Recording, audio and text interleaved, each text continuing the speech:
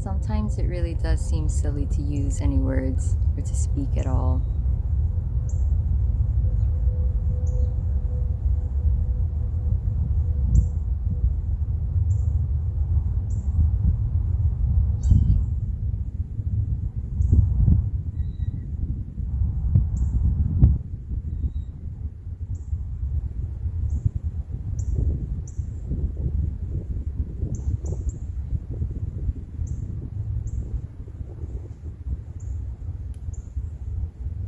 So don't listen to these words as something to do or another way to be. It's just simply an attempt to describe.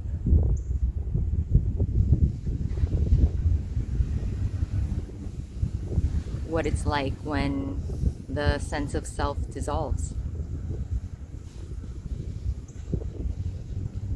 The sense that is able to reflect on itself. The sense that is able to criticize and judge and have so much tightness around what the thoughts are saying, how the body is acting, what emotions come up.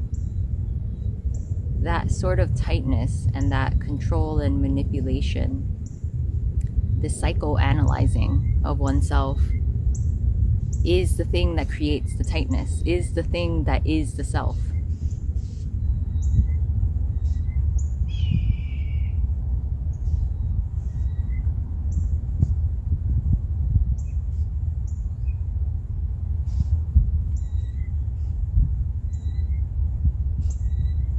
So sometimes I can see how harmful the spiritual path is, because it's nothing but making you feel bad about how you simply are. It's all about what to do, what to focus on, how to be, how to act. You wouldn't act like that if there's so much dogma, there's so much arrogance, there's so much fear behind those that speak or teach. And so, in order to gain control and safety, they make you feel bad, make you feel less than. And they might even not know that they're doing that, but that is what they're doing. And the sad part is that it's comfortable for us. Like when the sense of self is here and there is a woundedness and a brokenness, or at least a sense of that, it's not that you're actually broken. No one is there. You're so perfectly fine exactly the way you are, even if you feel broken. And they don't tell you that. What they tell you is, I know the answer, and it feels familiar and safe to us because just through memory I can remember that there was actually a projection of admiration and love to those that told me what life is, what this is. And they explained what consciousness was. They knew what it was. And I kind of remember thinking most of the time, like, I don't quite get what they're saying, but I guess I'll get it eventually. But now that I look back, it really is like they just made that up. It's just made up nonsense. And I don't mean to talk bad about anyone.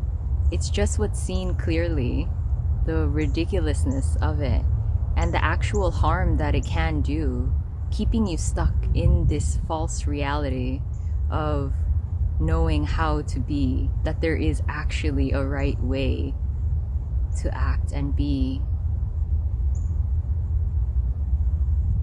And they're afraid that if they actually say this, that people will do the most horrific things. But obviously I'm not talking about that. That would be the same energy to control and manipulate and get safety. It's an act of fear again. That's not what I'm talking about. I'm saying if you really want to hear the truth, if you really want to know what's beyond the self, it's the lack of the need for hierarchy. It's the lack of the need to trust anyone anymore. And I would say, because it's so hard to so-called be a self and live with all the fear that we accumulated throughout life, it might be helpful to lean on someone who is empty.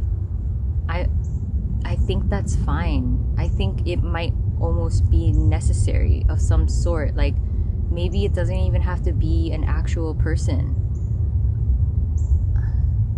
like a human. I don't know. It's gonna vary for everyone. But I do feel like an essential part, at least here, was that I did have some safe ground that allowed me to purge and be truly honest with seeing that everything I tried to get in life, everything I tried to control and manipulate, it wasn't worth it anymore. All it did was bring suffering. All it did was bring mental torment. And to really truly admit that, I needed some safe ground to allow me to see it for what it was.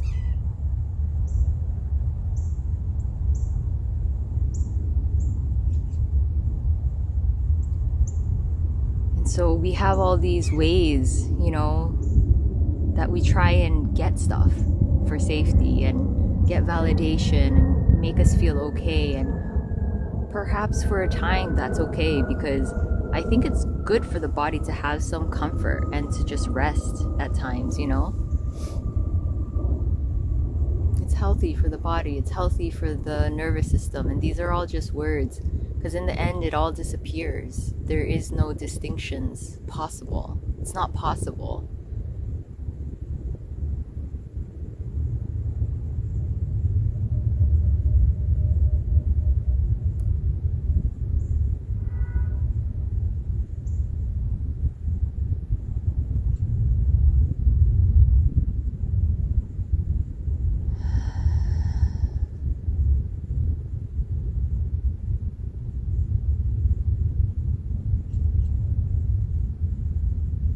Yeah, this is an odd, strange, scary thing to go through. Like, to be really in the unknown, to not know what to do with intense fear or loneliness or hopelessness, helplessness, wrongness.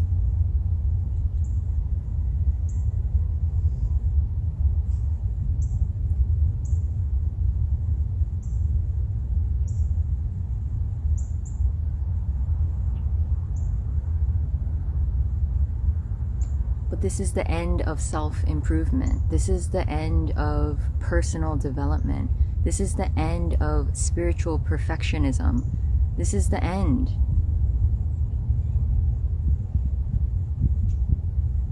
And it can be devastating in a way, because we, perhaps, if we were on a spiritual path, that's what gave us hope for a better tomorrow, for a better something. But it keeps us in time. It really does. It keeps us trapped in a loop.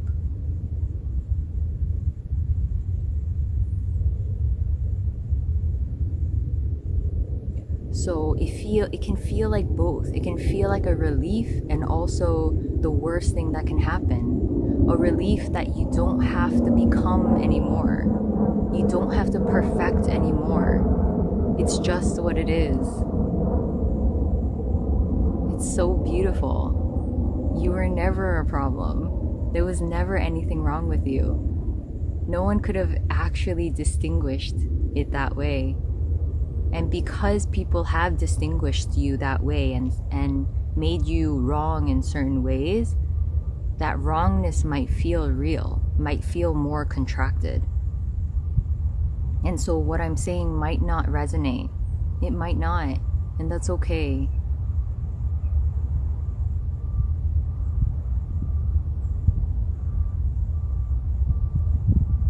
I'm just here to tell you that already there's nothing wrong with you. Someone's perspective of you does not matter.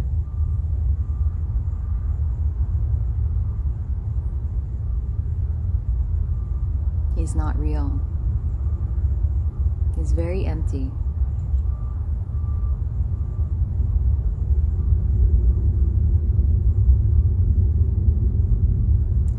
And so when deep trauma was coming up here, I don't even know if I couldn't even believe any hope.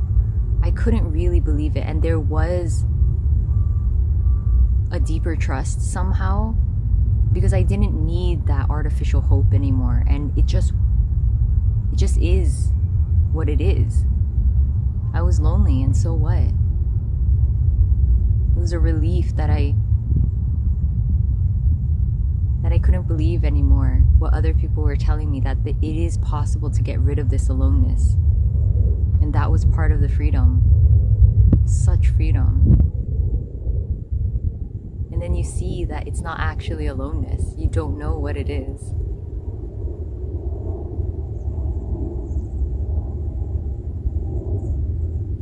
We're accustomed to rejecting it, energetically pushing it down, pushing it aside, saying no to it. And that's okay.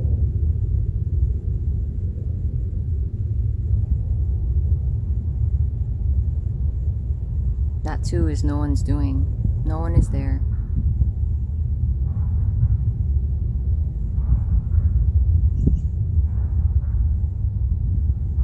But really, there's nothing to do with the aloneness.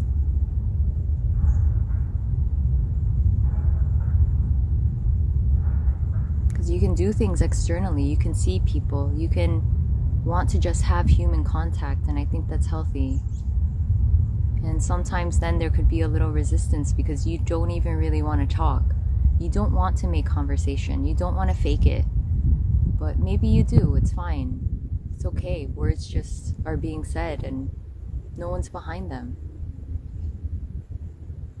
But it's nice. It's nice to have some human connection. To be around another body. It does something to the body. And you could see that it's completely biological. It's not really about me. It's just, this is what the body is gravitating toward.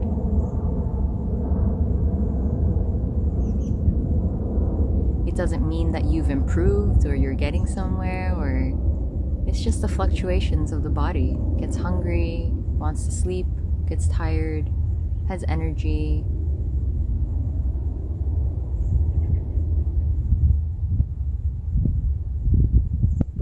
Going anywhere.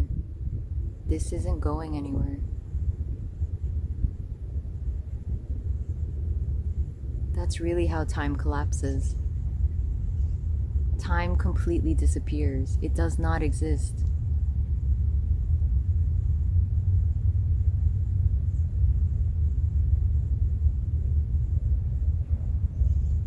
And again, it's not through manipulation. It's not trying to get it. It's not trying to think about it. It's not trying to bring it on.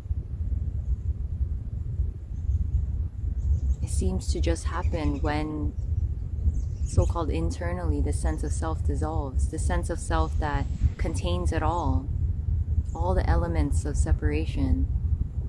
As innocent as they are painful. They are not the most accepted thing in society, to admit that you're alone and scared and helpless. Because most people will give you an answer. Just do this.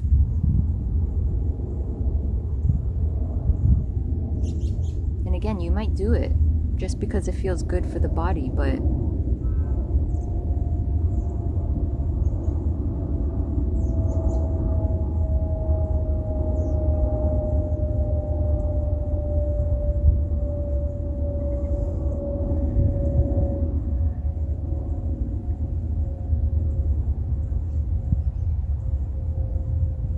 So anyways, it seems like that is really what it's like when time actually disappears.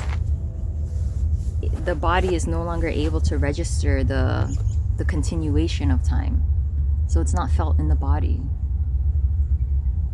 The burden of retaining stories and ideas and timeline, continuation, process, path, all of it disappears, and that is the freedom. Such freedom, unbelievable freedom. And it takes everything to get simply here, to the unknowable, to the inexpressible. It takes everything, all of the self.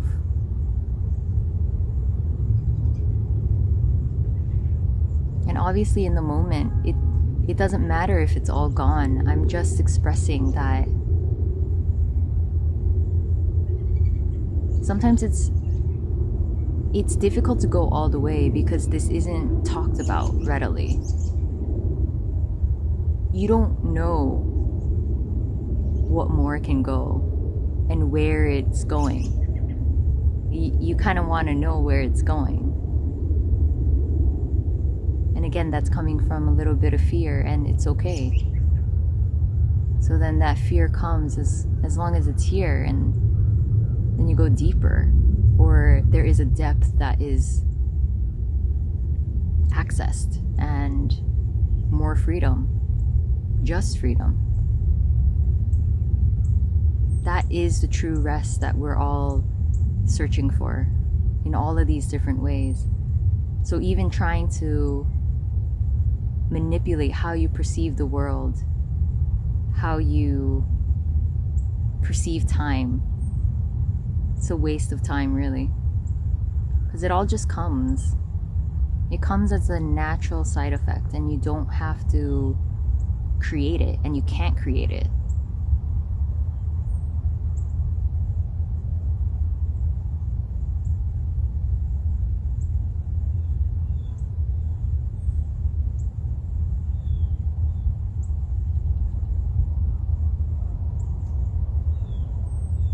So it felt like there were many bouts of restlessness and boredom, and I don't know what I'm doing with my life anymore, and is this it, and I don't know about this, and feeling agitated in the body or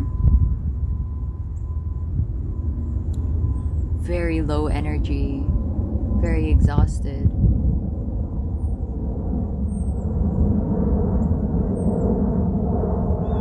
And the mind will say things, the seeming mind, there is no mind, but the thoughts will say things, an expression of that. So that's normal. But again, we think it's a problem, understandably.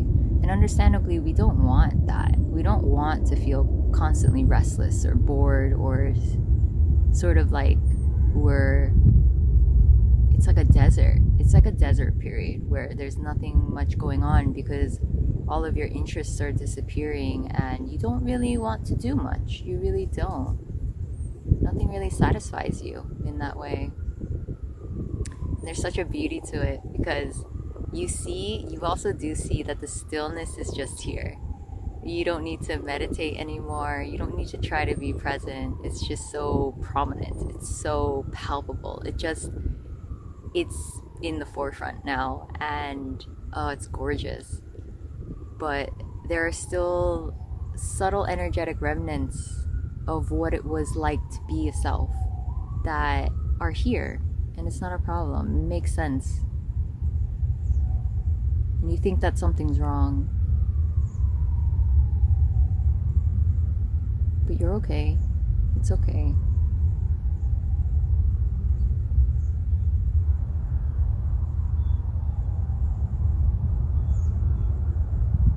And it depends on your life. It depends on your circumstance, what's going on.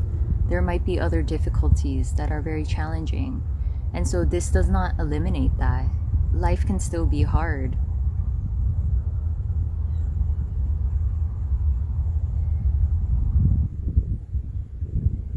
Life continues, but not in time. The body feels everything. It's open.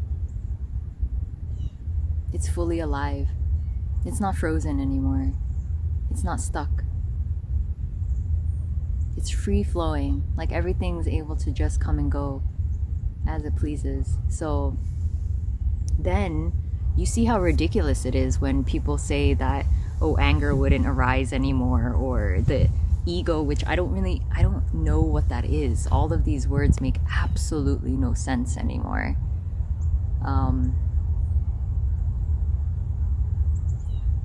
You know, the body's just normal. It reacts. There's no control in it. So when my neighbors are stomping at 2:30 in the morning, and I wake up in shock, and the body feels this burst of anger because it's for the 10th time,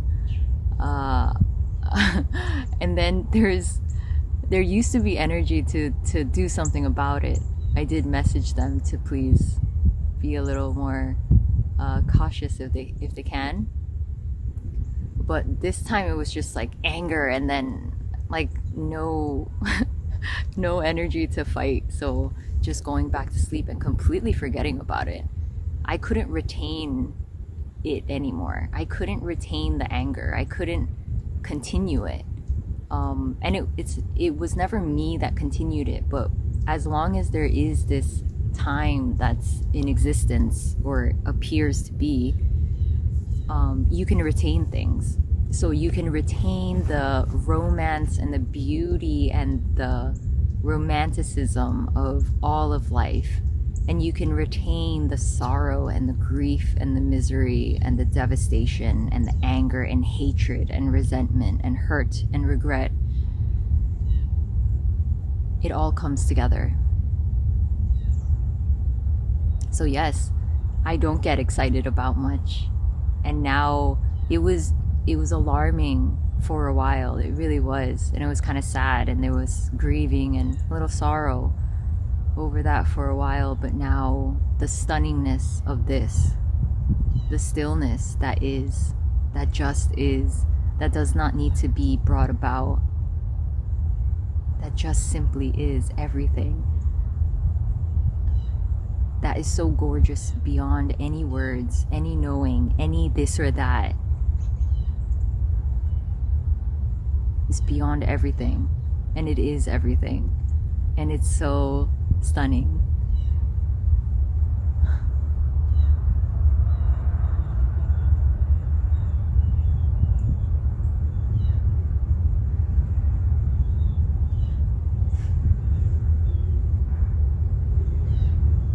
And then you do wish this for people, but in a way you don't. You can't. You know what it takes. It takes everything. It takes all of you. And it's not easy at all.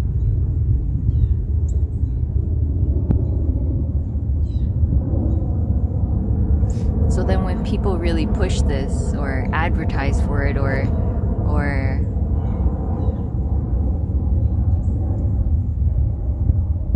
make it important, I don't know where that excitement or intensity is coming from, because all of that died. So it's odd. It's very odd, because you don't go back to living as a person again. You can't. It's gone. It disappeared. Time literally disappeared. It isn't in existence anymore. So, you know, now naturally there is no bound to anything. The body doesn't exist in that way anymore. Like you can, there is a noticing that isn't personal or known, or, you know, it's just a word. It's not separate from anything at all. I don't know what it is really, but there's a noticing of how the body functions, and it's quite interesting because now it's naked and bare, and it doesn't have the personal effects tied to it. Maybe like the neuroticism or something, the intense control and manipulation, or reflection and judgment of it, or pride in it. It's none of that. It's just, oh, this is interesting.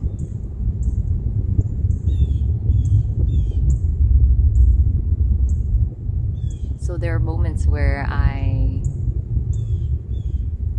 could never take the cold, really. I was just very, very averse to it. And to a large degree, I still am. Like, going through this has been intense for the body, and it was super sensitive. But now I feel like it's so open that, and I can't really construct the opposites. It's not really real anymore. So, like, hot and cold doesn't make that much sense. So right now, my feet are a little numb, and my body, I guess you can say, is a little cold, but it's not really registered as cold anymore. It just is what it is. It's not known to be cold. I just don't know what that is anymore. So interestingly, it does affect the body differently, because the body doesn't register it in the same way. But, I still prefer the warm, so it's not like I stay out here forever.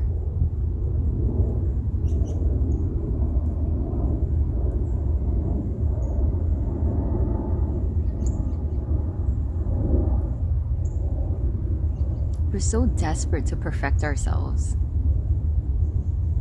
And then we see it out there, that there's this figure that looks perfect and charismatic and charming and never gets angry and doesn't react, and it's a facade. They're only showing you what they want you to see, and they're a normal person behind the scenes. And it's sad. It's kind of sad what they do, and in a way it's not different from what the mass majority of people do. So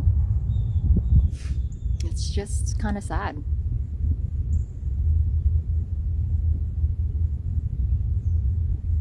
Because it really does keep people away from this. It makes people think that this is special. This is really other than. This is some idea of something.